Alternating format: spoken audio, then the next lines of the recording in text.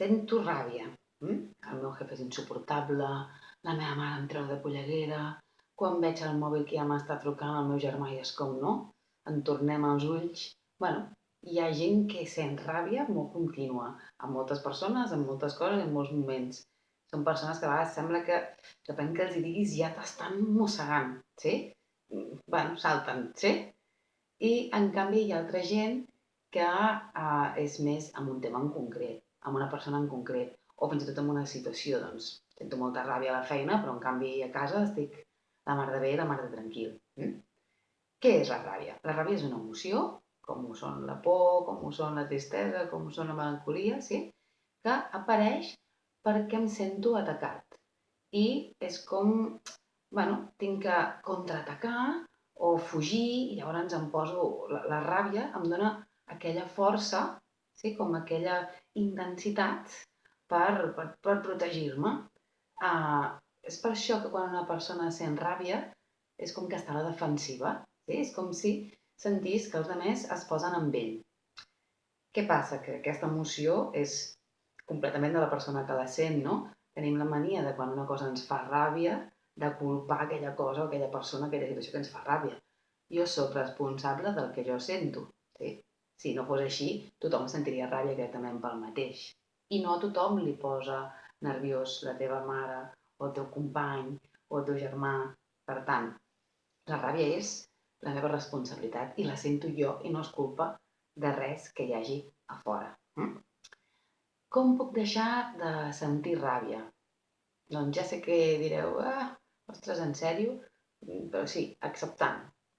Les persones que senten ràbia és perquè no accepten doncs, com és l'altra gent, com és una situació, jo què sé, el tràfic, la iaia que està pagant a la caixa i ha decidit que pagarà els 20 euros amb totes les monedes de cèntim que tenia a la guardiola, no? Uh, qualsevol situació que a mi em pugui fer sentir ràbia, en el fons el meu problema és que no estic acceptant la realitat tal com és, no? Què hem de fer? Hem d'acceptar. No puc estar contínuament condicionada per com siguin les coses. El meu pare deixarà de repetir-me allò que sempre m'està repetint?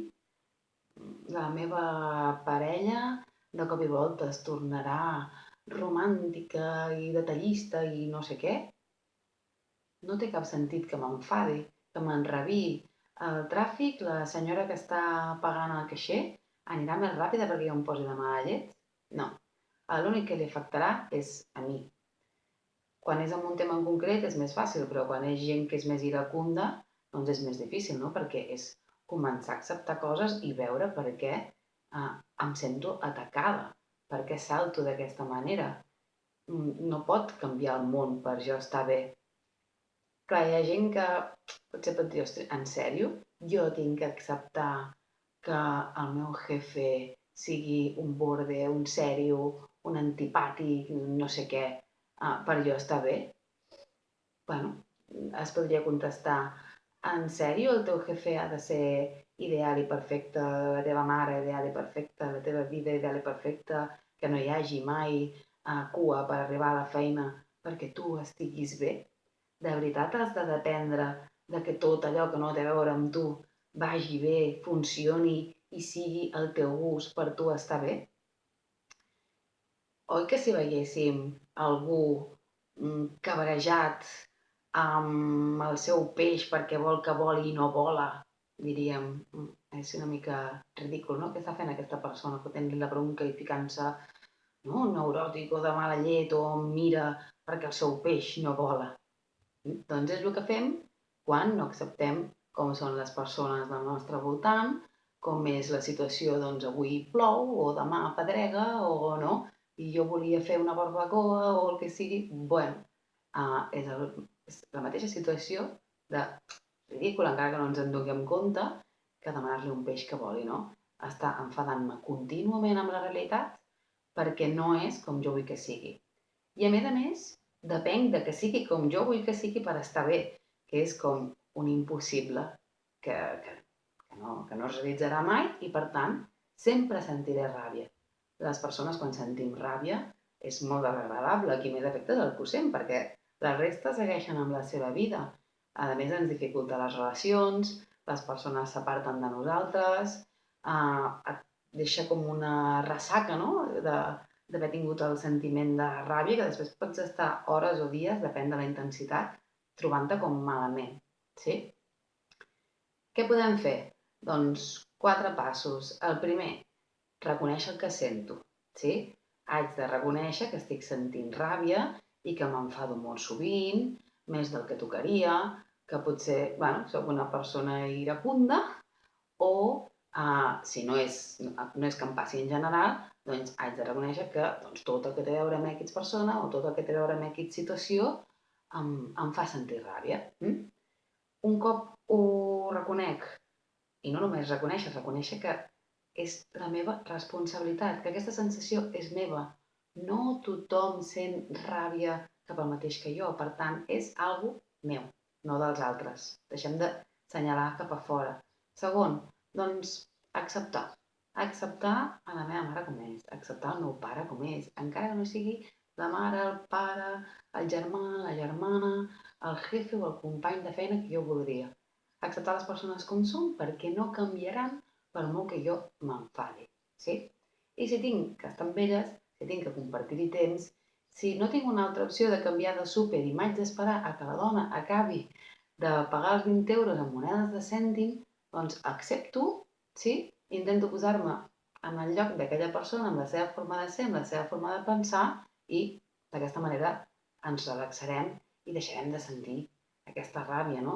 En el cas de que ja s'hagi apoderat de mi, exercici físic en aquell moment, o en aquell moment apartar-me i fer un crit o el que sigui, però fora, no en el moment en què ho estic sentint amb aquella persona, perquè, lògicament ens complica o ens dificulta les relacions, no? I al final fa que la gent s'aparti de nosaltres. En tercer lloc, deixar anar. Ja ho hem dit, no? Deixar anar, fer un crit, fer esport, no quedar-nos amb aquella sensació, no? Perquè és intensa la ràbia quan se sent. No em puc quedar amb això dintre perquè, vulguis o no, no estaré sanejant. I en quart lloc, doncs, tenir clara una diferència. Acceptar no significa apatxugar. Què vull dir apatxugar? Jo puc acceptar que la meva mare és com és, que la meva amiga és com és, però això no vol dir que pugui passar-hi més o menys temps o que tingui que aguantar-ho. Jo potser tinc que acceptar que la persona que tinc al meu costat no és detallista o no és, no?, el que sigui, perquè no la canviaré, però no vol dir que ho hagi de patxugar. Si no m'agrada, si no és el que vull, m'aparto i me'n vaig. No m'enfado i crido i deixo que se m'endugui la ira perquè vull que aquella persona canviï. Si aquella persona no m'agrada com és, doncs ja és decisió meva estar-hi o no estar-hi. Jo puc tenir una amiga, no sé, criticona. Doncs hauré d'acceptar que és criticona, em pot agradar més o em pot agradar menys. Una altra cosa és que jo passi temps amb ella o passi més temps amb una altra amiga que no és tan criticona. No sé si m'explico. Ja sé que hi ha situacions que potser no podem canviar-ho, no?, com seria la de l'àvia que està pagant o la del tràfic, o canviar el pare o canviar la mare. Llavors, com abans acceptem com és aquella persona, com abans veiem que ningú ens està atacant, que no es tracta de... no tinc que estar a la defensiva de res, doncs abans estarem tranquils, abans estarem en pau, sí? Podrem relaxar-nos, deixarem de sentir ràbia, deixarem d'atacar, de parlar malament, de contestar malament als altres i ens sentirem més a gust nosaltres i al nostre voltant.